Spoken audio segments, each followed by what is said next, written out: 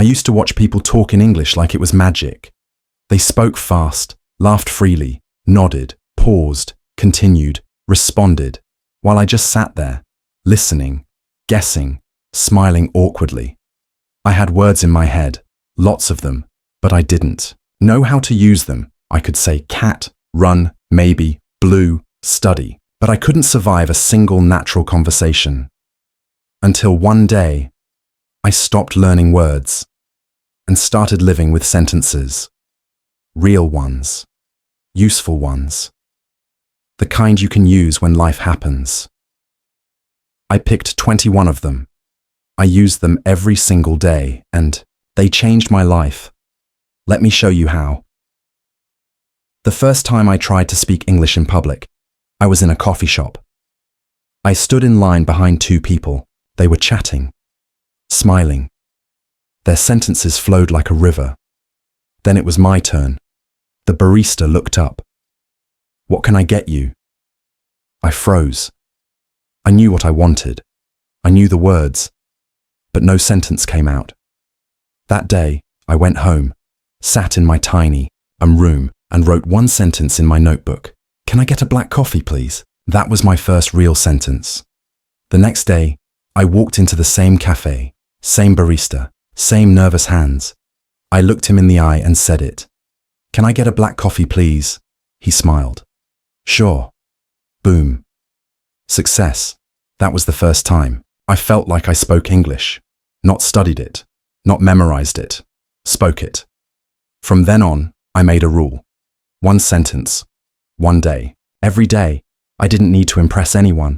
I just needed to communicate. So here's how it went. Day 2. "Sorry, I didn't catch that." At the bus stop, an older man mumbled something. I didn't understand. Instead of nodding or faking a smile, I tried something new. "Sorry, I didn't catch that." He repeated it. Slower, clearer, kinder. Day 3. "Could you say that again?" In the grocery store, the cashier asked, "Do you want a receipt?" Too fast. I blinked. I whispered, "Could you say that again?" She repeated it. I answered. I walked out smiling. Day 4. "How do you say this in English?" In the fruit section, I held up a weird green ball. I turned to the man next to me. "How do you say this in English?" He chuckled. "Avocado." We both laughed. I said, "Avocado." I never forgot that word. Day 5. "That sounds good," my classmate asked. "Want to grab lunch later?" I replied nervously. "That sounds good." It rolled off my tongue. Natural. Simple. Day 6. Let me think. Someone asked me which museum I liked best. Instead of panicking, I bought time. Let me think. Then I gave my answer. Day 7. "What do you mean exactly?" My English teacher used the word redundant. I stared blankly, then said, "What do you mean exactly?" She explained it, and I learned not just a word, but the moment behind it. You don't remember grammar rules forever, but you remember moments. Moments where a sentence helped you survive. Moments where it made someone smile. Moments where it saved you from silence. That's why these 21 sentences worked, because they were born in the real world. Let me share more of them with you. Day 8. "I'd love to, but..." Used when saying no politely. "I'd love to, but I already have plans." People respected it. It sounded polite, yet clear. Day 9. "It depends." A teacher asked, "Do you like online classes?" I said, "It depends." He smiled. That's a very native answer. Day 10. "How's it going?" Instead of hello, I began using how's it going at cafes, with classmates, even online. It made everything feel smoother. Day 11. "What have you been up to?" I said this to a friend after weeks apart. He lit up. "Wow, you sound fluent." I didn't. I just sounded real. Day 12. "I'm not sure, to be honest." People asked for directions. I used to just shake my head. Now I say, I'm not sure, to be honest. It feels more human, more helpful. Day 13. That's a good point. When someone made a smart comment in class, I added, that's a good point. Suddenly, I was part of the discussion. Day 14. Let me get back to you. When I didn't know an answer, I'd say, let me get back to you. It gave me space, time, and respect. Day 15. I see what you mean.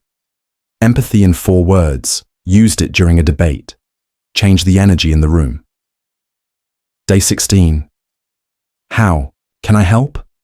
At work, someone looked stressed. I said, how can I help? They smiled. I didn't just speak English. I connected. Day 17. That makes sense. Use this when understanding someone's explanation. Simple. Powerful. Authentic. Day 18. It's not a big deal. My friend apologized for being late. I replied, it's not a big deal. He laughed. You sound like a native. Day 19. That would be great. Offered help? Say, that would be great. It shows gratitude and fluency. Day 20. Let's keep in touch. After a group project ended, I said, let's keep in touch. They did. We still talk. Day 21. Did I say that right? And whenever I wasn't sure, I asked, did I say that right? That sentence taught me more than any grammar book ever did. If you remember one thing from this video, remember this. Real English is not about knowing everything. It's about using what you know. With courage, curiosity, and connection. You don't need 5,000 words.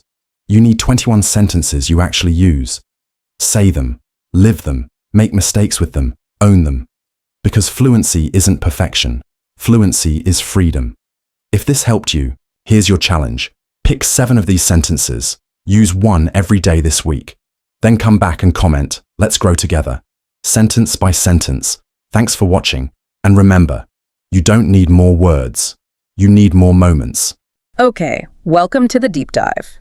Today we're tackling something that probably hits home for anyone learning a new language, especially English. It's about how to actually use it, not just know the words. Right. We've been looking at this material you shared, which is, well, it's a really honest story, isn't it? Someone who knew tons of English words, maybe thousands even. Yeah, thousands, but still felt completely tongue-tied when it actually came down to having a conversation. That gap is so common. You put in all the effort, learn the vocabulary, and then, a simple everyday situation pops up and blank. Nothing comes out the way you want it to. You just freeze. Exactly. And the source really describes that specific kind of frustrating feeling. Watching other people chatting away, easy, laughing, it flows, and you're just stuck, just listening, trying to guess what's going on. Maybe you manage an awkward smile. Yeah, knowing the words in isolation like coffee, please, want, but just having no way to stitch them together fast enough when someone actually speaks to you. And that coffee shop image is so vivid. Standing there knowing exactly what you want, knowing the words black coffee, please. Right. And the barista just asks, nice and simple, what can I get you? And total mind blank. The words are there somewhere, but the actual sentence is just gone. That moment, yeah, it's more than just being a bit embarrassed. It really tells you something important. What's that? It shows that huge difference between knowing about English, like the rules and the words, and knowing how to actually do things with it, in the real world. Okay, so let's dig into this approach the source talks about. Because the big change, the turning point for this person, it wasn't learning more words. No, not at all. It was a shift in focus, really specific. Yeah. They stopped obsessing over single words and started, as they put it, to live with sentences. Live with sentences. I like that. And importantly, it wasn't just any random sentences from a textbook. The source really emphasizes these were real ones, useful ones, So like the kind you can use when life happens. Right, practical stuff. Exactly. The method was super down to earth. Commit to using a small number. They mentioned 21 specifically of these useful sentences every day. 21? That's not overwhelming. No. And the goal wasn't to sound super smart or impress anyone. It was just about making communication possible, actually connecting. Okay, so this is where it gets really good, seeing how this actually worked. the source gives these specific examples, these moments where using one sentence actually led to a breakthrough. Yeah, the anecdotes are what make it click. It wasn't abstract learning. It was like learning forged in the fire of real life. So let's talk about that first one, the coffee shop. Right. After that freezing moment, they deliberately targeted that situation. Practice a sentence. Can I get a black coffee, please? Probably said to the bathroom mirror, you know. Yeah, probably. And then the next day, they went back. Use the sentence and the description. Just boom, success. Boom, success, simple. But why was that such a huge deal?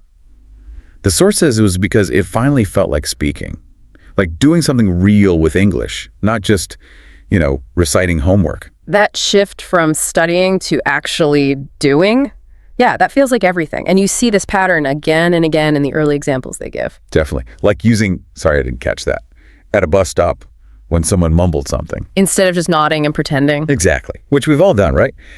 They used the sentence, and what happened, the other person just repeated themselves, but slower, clearer. Problem solved. It helped them navigate that moment. Okay, and the grocery store one? Could you say that again? Same idea. Cashier speaking way too fast. Using that sentence wasn't about grammar. It was about getting the information they needed.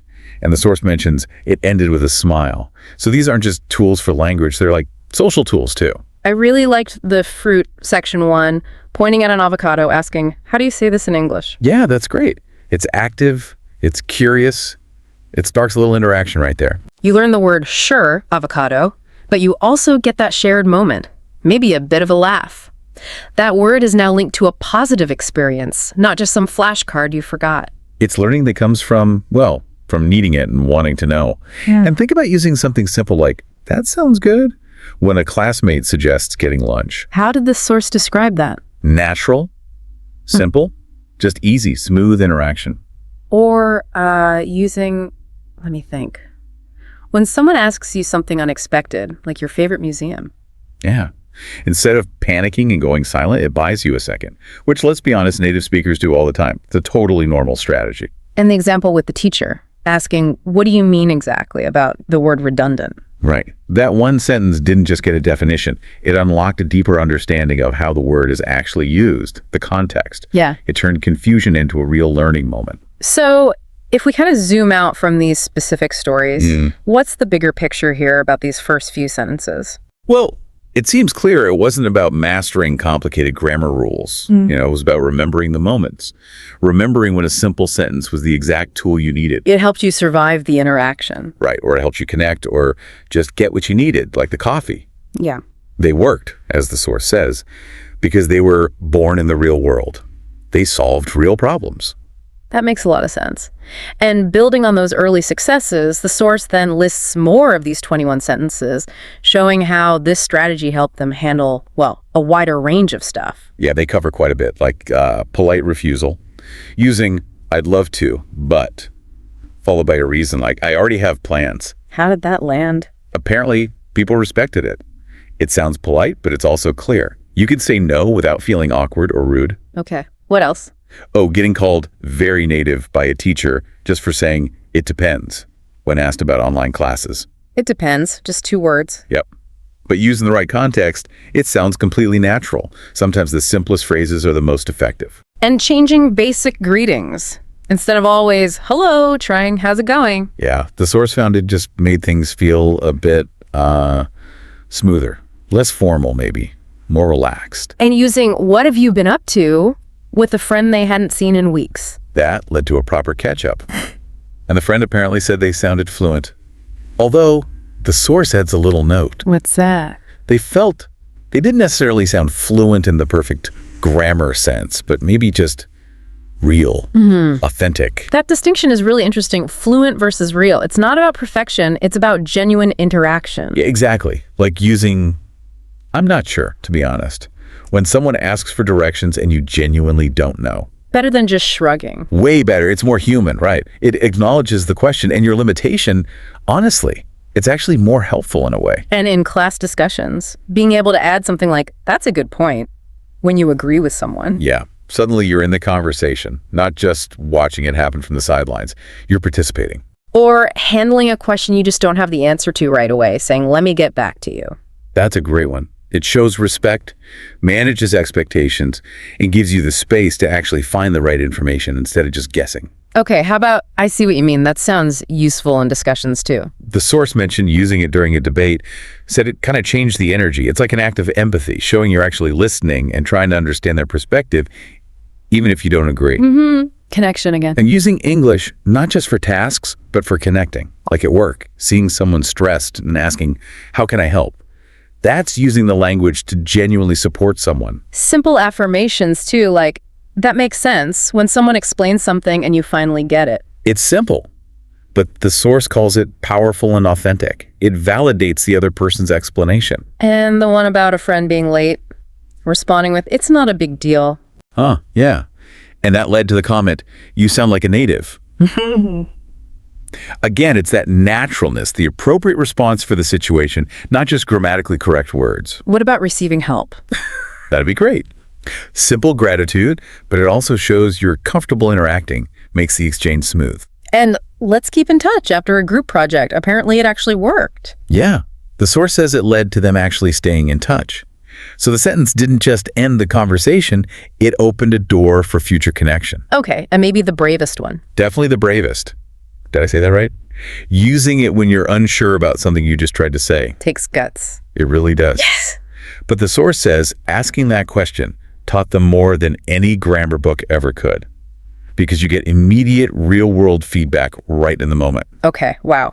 So pulling all these examples together, looking at this whole journey described in the source, what's the main takeaway? What's the core message, really? Well, it seems like a really strong argument that, true English ability isn't about knowing every single word or nailing every grammatical structure right from the start. It's more about. It's fundamentally about learning how to use the English you do know effectively. Yeah. In actual real-life conversations and situations. And the source kind of gives the recipe for making that leap, right? From just knowing to actually doing. Yeah, it points to a few key ingredients. Courage, just trying it out. Curiosity, wanting to engage, and fundamentally a desire for connection with other people. Right. It's not about building this massive library of words you never use. No, it's about building a practical toolkit of sentences you can actually pull out and use when life throws something at you. And the whole approach is about action, isn't it? Practice these sentences, live with them, make mistakes. You okay with making mistakes? That's crucial. And eventually you own them. They become your tools. Which leads us to that really powerful final thought in the source material. Fluency isn't perfection. Fluency is freedom. Freedom. And when you think back to that initial feeling we talked about, being frozen, stuck, silent. Yeah. The power of this sentence-based approach, these moments, is that they give you the keys to unlock that silence. They give you the freedom to actually step into the conversation, to participate, to, connect. So the big takeaway from this deep dive, the way the source puts it, it's simple, but really quite profound, I think. What's that? You don't need more words. You need more moments. That really sums it up, doesn't it? This whole exploration, it just highlights such a practical, doable path for language learners. It takes you away from that sometimes overwhelming feeling of just endless memorization. Yeah, the lists. And focuses instead on building confidence, building actual ability through using the language in real life. Yeah. One sentence, one moment at a time. Absolutely. It feels like a really concrete way for you, the listener, to actually bridge that gap we started with. The gap between knowing about English and actually being able to do things with it dynamically. So maybe here's something for you to mull over based on everything we've gone through today. If fluency really is freedom, and if these moments of using a sentence successfully are the building blocks of that freedom, then what kind of moments could you try to create this week? Could you maybe pick just one or two? One or two simple, useful sentences from the ones we discussed. Maybe one that feels like it could solve a problem you actually face. and just commit to trying it. Yeah. Commit to using it in a real situation, see what happens. How might that one small, intentional step start to change your own experience of actually using English out there in the world?